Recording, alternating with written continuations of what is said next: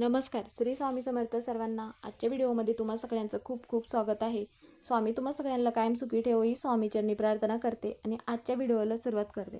तर व्हिडिओ असा आहे की आता उद्या आहे बुधवार, तर उद्या आहे मोठी गुरुपौर्णिमा. ही गुरुपौर्णिमा म्हणजेच की अत्यंत महत्त्वाची मानली जाते आणि वर्षातून एक वेळा येणारी ही गुरुपौर्णिमा आहे. आपण आपल्या गुरूंच्या दररोजच सेवा करत असतो.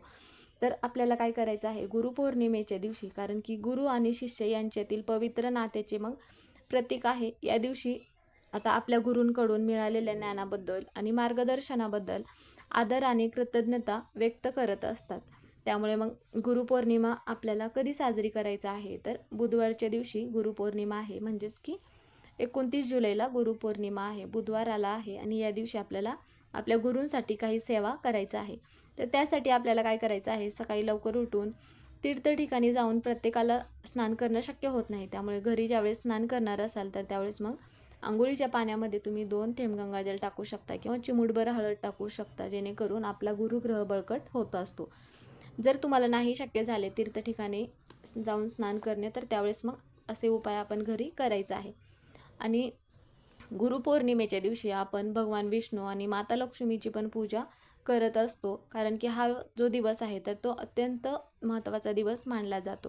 आपण ज्यांना गुरु मानत असतो, म्हणजेच की आता प्रत्येकाचे गुरु हे वेगवेगळे असतात. कोणाचे श्री स्वामी समर्थ गुरु असतात, कोणाचे श्री गुरुदेव दत्त असतात, तर कोणाचे अजून इतर कोणते गुरु असतील तर त्या गुरूंची मग आपल्याला सेवा करायची आहे, पूजा करायचं आहे.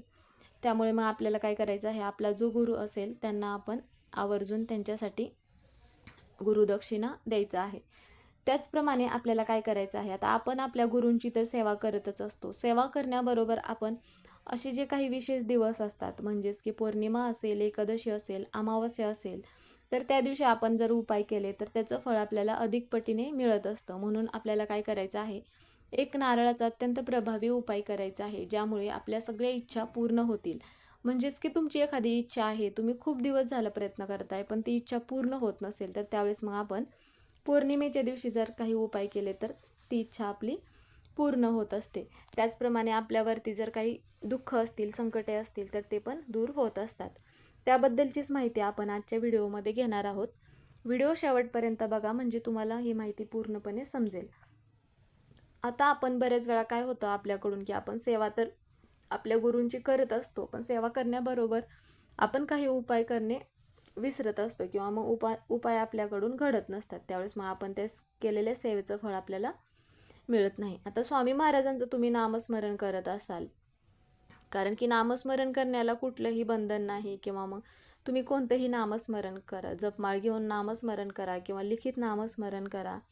आता सगळ्यात महत्त्वाचं म्हणजे ज्यावेळेस आपण लिखित नामस्मरण करत असतो त्यावेळेस सुतक असेल, विटाळ असेल, मासिक धर्म असेल, तरीही आपण लिखित नामस्मरण जे आहे तर ते करू शकतो. पण इतर ज्या सेवा आहेत तर त्या सेवा मग या सगळ्या समस्या असतील, म्हणजेच की सुतक, विटाळ, मासिक धर्म असेल, त्यावेळेस आपल्याला या सेवा करता येत नाही. फक्त लिखित नामजप जे आहे तर ते आपण या समस्या असताना पण करू शकतो. त्यामुळे तुमच्याकडे सुतक असेल किंवा विटाळ असेल किंवा मासिक धर्म यापैकी कोणतीही जर समस्या असेल, तर तुम्ही गुरुपौर्णिमेच्या दिवशी तुमच्या गुरूंचे लिखित नामस्मरण करायचं आहे.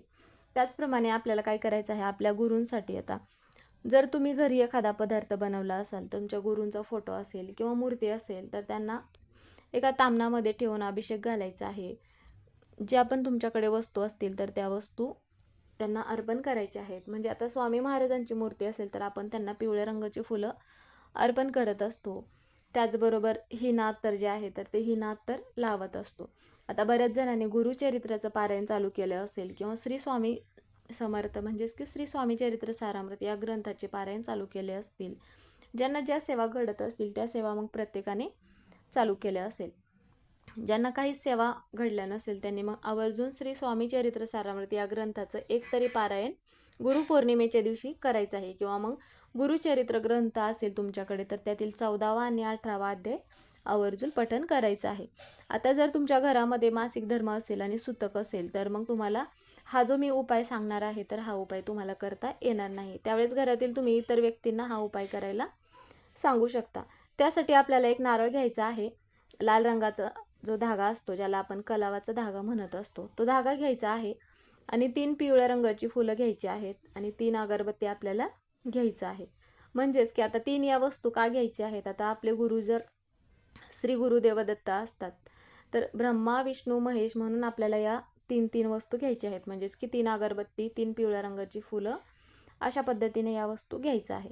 आणि आपल्या घराच्या जवळपास कोणतं मंदिर असेल, श्री स्वामी समर्थ महाराजांचं असेल किंवा श्री गुरुदेव दत्त यांचं मंदिर असेल किंवा कोणतं तरी मठ असेल, तर मग आपल्याला तिथे जायचं आहे. तिथे जात असताना काय करायचं आहे? पाणी घेऊन जायचं आहे. एक तांब्या भरून पाणी घ्यायचं आहे. त्यामध्ये आपल्याला 2 थेंब गंगाजल टाकायचं आहे. आता हे पाणी घेऊन मग कुठे अर्पण करायचं आहे? आता औदुंबराचं जे वृक्ष आहे तर आपल्याला या वृक्षाला हे पाणी अर्पण करायचं आहे. आणि नंतर आपल्याला तिथे गेल्यानंतर सगळ्यात अगोदर ते पाणी अर्पण करायचं आहे. आणि तिथे आपल्याला औदुंबर वृक्षाला एक तुपाचा दिवा लावायचा आहे. कारण की औदुंबर वृक्षामध्ये साक्षात दत्तनिवास म्हणून पवित्र वृक्ष हे मानले जाते. म्हणून मग औदुंबर वृक्षाचे जर दर्शन आपण केले किंवा औदुंबर वृक्षाची आपण जर पूजा केली तर आपल्या सर्व मनोकामना किंवा आपल्या ज्या कोणत्या इच्छा असतील तर त्या इच्छा नक्की पूर्ण होत असतात. मग आपल्याला काय करायचं आहे? आता असे म्हटले जाते की औदुंबर वृक्षाच्या जर नियमित प्रदक्षिणा घातल्या तर आपत्ती प्राप्त होते. तुम्हाला जी पण काही इच्छा असते तर त्याचं फळ आपल्याला मिळत असतं. नंतर मग आपल्याला तुपाचा दिवा लावायचा आहे. तुपाचा दिवा लावल्यानंतर आपण जो नारळ घेतला आहे तर तो नारळ घ्यायचा आहे आणि जो लाल रंगाचा धागा घेतला आहे तर तो लाल रंगाचा धागा आपल्याला त्या नारळाला 3 वेळा गुंडाळायचा आहे. आणि त्यावरती आपल्याला खडीसाखर ठेवायची आहे आणि 3 जे आपण पिवळ्या रंगाची फुलं घेतली आहेत तर ती फुलं पण त्यावरती ठेवायचं आहे. औदुंबर वृक्षाला आपल्याला 7 प्रदक्षिणा घालायच्या आहेत. नारळ आपल्या हातातच घेऊन आपल्याला प्रदक्षिणा घालायचं आहे. प्रदक्षिणा घालत असताना श्री स्वामी समर्थ, श्री गुरुदेव दत्त असा मंत्र म्हणत आपल्याला प्रदक्षिणा घालायचा आहे. प्रदक्षिणा घालत असताना पूर्ण प्रदक्षिणा होईपर्यंत मध्येच थांबायचं नाही किंवा मग कोणाशीही बोलायचं नाही. प्रदक्षिणा घालून झाल्यानंतर तुमची जी पण काही इच्छा असेल तर ती इच्छा मग औदुंबराच्या खोडावरती डोकं टेकून मग तुमची इच्छा सांगायचं आहे. आता कोणतीही इच्छा असेल, संतान प्राप्ती होत नाही किंवा घरामध्ये पैसा टिकून राहत नाही किंवा तुमचं एखादं काम आहे खूप दिवस झालं पूर्ण होत नाही किंवा इतर कोणतंही काम असेल घरामध्ये, मुलामुलींचे विवाह असतील, नोकरीबद्दल असेल, कोणतंही काम असेल तर त्यावेळेस मग औदुंबर वृक्षाला डोकं टेकून मग तुमची इच्छा सांगायचं आहे. त्यानंतर मंदिरामध्ये म्हणा किंवा मठामध्ये जिथे असाल तिथे आपल्याला काय करायचं आहे? तिथे गेल्यानंतर दर्शन घ्यायचं आहे आणि जी पण इच्छा तुम्ही औदुंबर वृक्षाजवळ सांगितली आहे तर तीच इच्छा आपल्याला स्वामींना म्हणा किंवा श्री गुरुदेव दत्त यांना सांगायचं आहे. आणि तिथे बसून आपल्याला श्री स्वामी समर्थ असा 108 वेळा मंत्र म्हणायचा आहे. गुरुपौर्णिमेच्या दिवशी आपण दिगंबरा दिगंबरा श्रीपाद वल्लभ दिगंबरा असा पण 108 वेळा मंत्र म्हणायचा आहे. त्यानंतर आपल्याला घरी निघून यायचं आहे. घरी येत असताना मध्ये रस्त्यामध्ये कुठेही न थांबता सरळ घरी यायचं आहे. असा उपाय केल्यामुळे आपल्या घरातील अडचणी दूर होतात. म्हणून मग तुमच्या घरामध्ये पण तुमची कोणती इच्छा आहे किंवा तुमच्या घरामध्ये पण संकटे असतील, काही अडचणी असतील, काही दुःख असतील तर ते दूर व्हावे असे तुम्हाला पण वाटत असेल तर मग असा हा एक नारळाचा अत्यंत प्रभावी उपाय गुरुपौर्णिमेच्या दिवशी आवर्जून करायचा आहे.